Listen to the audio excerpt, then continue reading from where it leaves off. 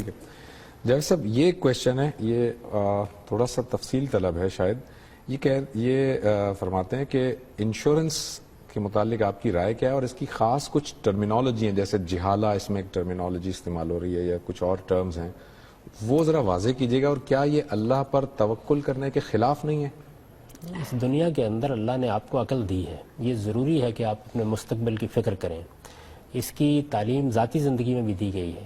قرآن مجید نے یہ بتایا ہے کہ اگر آپ اپنے مستقبل کے لیے بچا کے کچھ نہیں رکھیں گے اور آپ سب کچھ خرچ کر ڈالیں گے، تو پھر یہ اندیشہ ہے کہ جب ضرورت پڑے گی تو آپ اس موقع کے اوپر خائب و خاسر ہو کے بیٹھے ہوئے ہوں گے. سورہ بنی اسرائیل میں یہ کہا ہے نا. ٹھیک ہے. تو گویا آپ کو اپنے مستقبل کے لیے، یعنی جب آپ اخراجات کر رہے ہوتے ہیں تو کچھ بچا کے رکھنا چاہیے.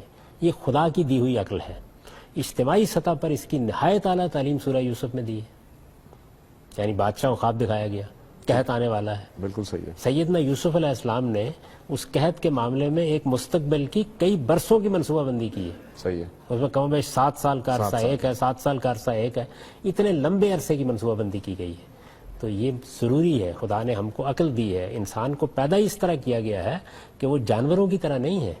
جانوروں کے اندر بھی یہ جبلت رکھی گئی ہے کہ وہ اپنے مستقبل کی منصوبہ بندی کرتے ہیں. کتنے جانور ہیں جن کا مطالعہ کر کے معلوم ہوتا ہے کہ وہ بعض اوقات اپنا 6 ماہ کا ذخیرہ اکٹھا کرتے ہیں، غذا اکٹھی کرتے ہیں. بالکل کرتے ہیں. تو اس وجہ سے یہ بات ٹھیک نہیں ہے. اس کا اس سے کوئی تعلق نہیں. آپ کو بندوبست کرنا چاہیے جائز طریقوں سے. انشورنس یا بیمے کے معاملے میں جو اصل بحث پیدا ہوئی ہے وہ یہ ہے کہ یہ عقد تجاری ہے یا عقد معاونت ہے. عام طور پر ہمارے ہاں جو فقہی ذہن کے لوگ ہیں اس کو عقد تجاری کے طور پر دیکھتے ہیں. اس کی وضاحت کر دیجیے گا. یعنی مطلب یہ کہ ایسا ہی ہے کہ جیسے آپ ایک کاروبار کر رہے ہیں، آپ سے میں پیسے لیتا ہوں، بیع و شراء کرتا ہوں، یا آپ مجھے قرض دیتے ہیں، تو وہ اس کو ایسے ہی لیتے ہیں کہ جیسے آپ نے ایک کمپنی قائم کی ہے اور میں نے آپ کو ماہانہ پریمیم کی شکل میں قرض دینا شروع کر دیا ہے، اور اس پر اب آپ جو کچھ مجھے دیں گے وہ سود ہو جائے گا. اس کی وجہ یہ ہے کہ قرض پر منفعت کا مطالبہ کیا جائے تو یہ سود ہے. اچھا ٹھیک ہے. ٹھیک ہے. لیکن اگر اس کو ایک دوسرے زاویے سے دیکھا جائے کہ یہ کوئی اس طرح کا عقد تجاری ہے ہی نہیں، یہ عقد معاونت ہے. یعنی 10 آدمیوں نے مل کے یہ طے کیا کہ ہم آپس میں تھوڑا تھوڑا کنٹریبیوٹ کریں گے، اور اگر کسی کو کوئی مشکل پیش آئے گی تو اس مشکل کے موقع پر اس طریقے سے اس قاعدے کے مطابق اس کی مدد کر دی جائے گی. اچھا ٹھیک ہے. تو یہ عقد معاونت ہوگا. اب ظاہر ہے کہ یہ عقد معاونت سادہ جگہ پہ بھی ہوتا ہے. یعنی ایک محلے کے لوگوں نے طے کر لیا، خاندان کے لوگوں نے طے کر لیا، ایک دفتر کے لوگوں نے طے کر لیا. اس کو اس سے آگے بڑھ کر دور حاضر میں آرگنائز کر دیا گیا ہے. یعنی بعض لوگ آگے بڑھے، انہوں نے کہا جی ہمیں آپ اس کے آرگنائز کرنے کی ذمہ داری دے دیں. انشورنس کمپنی کیسے وجود میں آتی بن گئی؟ صحیح ہے. آرگنائز کرنے کی ذمہ داری دے دیں، اور ہم آپ سے کوئی معاوضہ نہیں طلب کرتے.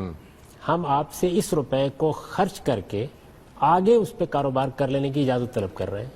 جمع ہو جائے گا نا سارا کا سارا. ٹھیک ہے. اس پہ کوئی اعتراض نہیں کیا جا سکتا. آپ اس زاویے سے اس کو دیکھیں گے تو اس میں جو کچھ بھی آپ کو ملتا ہے وہ بالکل ٹھیک ہے. اس لیے آپ چاہیں تو اس موضوع کے اوپر میں نے مقامات میں جو مضمون لکھا ہے بیمہ کے عنوان سے، اس کو پڑھ لیں. غلطی بنیادی طور پر وہاں ہوئی ہے. تو عقد تجاری میں یہ مسئلہ پیدا ہوتا ہے کہ غرر نہ ہو، ضرر نہ ہو، جہالت نہ ہو. یہ مسائل اصل میں عقد معاونت میں ہوتے نہیں. یہ ہوتے ہی نہیں ہوتے. اچھا، آپ جب بیمہ کمپنی کو اس بات کی اجازت دیتے ہیں کہ وہ آپ کے پیسے کو کاروبار میں لگائے اور اس سے منافع حاصل کرے، تو آپ اسے ایبسلوٹ اجازت تو نہیں دے رہے، آپ اسے کاروبار کی اجازت دے رہے ہیں، لیکن اسے مطلق اجازت نہیں دے رہے. اگر وہ کسی حرام کاروبار میں لگائے گا اور پھر اس کا منافع آپ کو لوٹائے گا تو پھر تو اس میں قباحت آئے گی نا. اصلاً منافع نہیں ہوتا. اصلاً یہ ہے کہ یہ تجربے سے معلوم کیا گیا کہ جو کچھ بھی آپ ادا کر رہے ہوتے ہیں اس میں ڈیمانڈ کتنی ہوتی ہے. دیکھیے نا، 50 لوگوں نے مل کے 10 روپے دیے تو مطالبہ کتنا آئے گا؟ اب تک کا تجربہ یہ بتاتا ہے کہ 13%، 14% سے زیادہ مطالبہ نہیں آتا. تو اس وجہ سے وہ آپ کی رقم میرے پاس آ جاتی ہے، میری آپ کے پاس چلی جاتی ہے، اصلاً وہی سرکولیٹ کر رہی ہوتی ہے. اچھا. تو اس لیے اس پر بھی کوئی اعتراض نہیں ہو سکتا.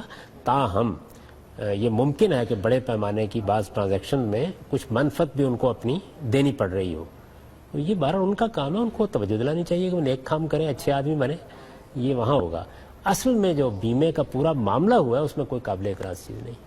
انشورنس صحیح ہے یا نہیں، مذہب کے اعتبار سے تو اللہ پر توکل کرنا چاہیے، وہی رازق اور مددگار ہے. تو پھر اتنی لمبی منصوبہ بندی کے کیا معنی؟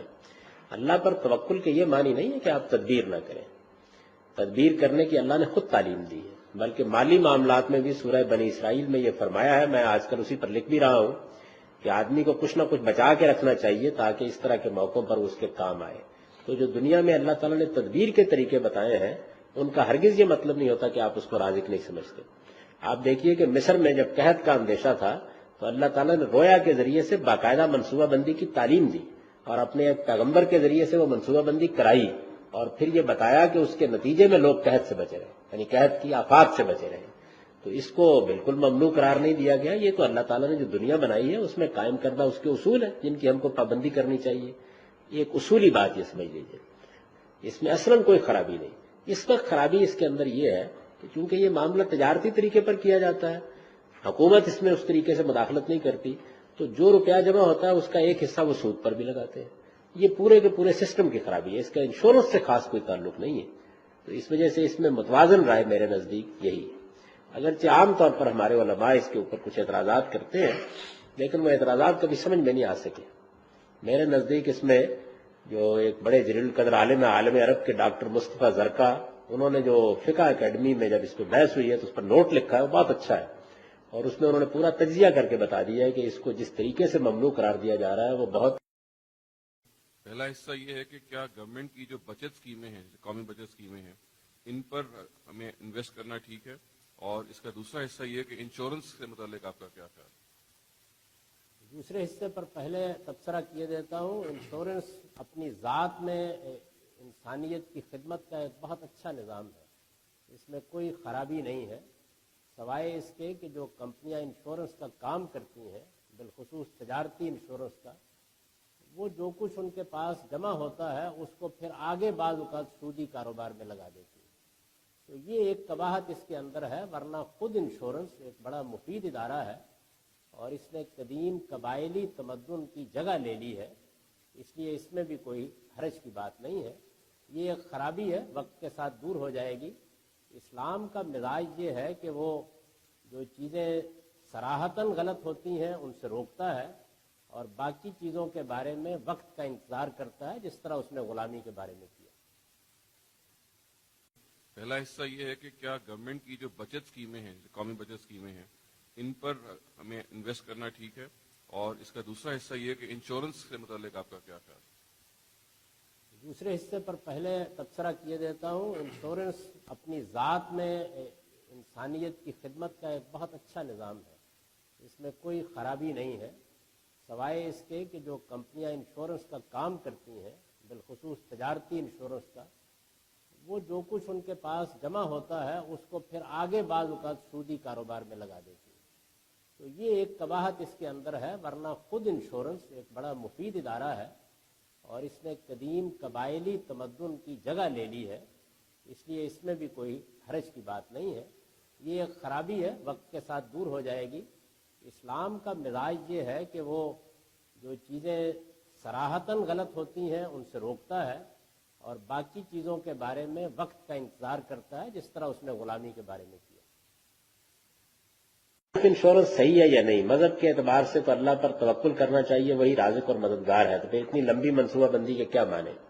اللہ پر توکل کے یہ معنی نہیں ہے کہ آپ تدبیر نہ کریں، تدبیر کرنے کی اللہ نے خود تعلیم دی ہے، بلکہ مالی معاملات میں بھی سورہ بنی اسرائیل میں یہ فرمایا ہے، میں آج کل اسی پر لکھ بھی رہا ہوں، کہ آدمی کو کچھ نہ کچھ بچا کے رکھنا چاہیے تاکہ اس طرح کے موقعوں پر اس کے کام آئے۔ تو جو دنیا میں اللہ تعالیٰ نے تدبیر کے طریقے بتائے ہیں ان کا ہرگز یہ مطلب نہیں ہوتا کہ آپ اس کو رازق نہیں سمجھتے۔ آپ دیکھیے کہ مصر میں جب قحط کا اندیشہ تھا تو اللہ تعالیٰ نے رویا کے ذریعے سے باقاعدہ منصوبہ بندی کی تعلیم دی اور اپنے ایک پیغمبر کے ذریعے سے وہ منصوبہ بندی کرائی اور پھر یہ بتایا کہ اس کے نتیجے میں لوگ قحط سے بچے رہے، یعنی قحط کی آفات سے بچے رہے۔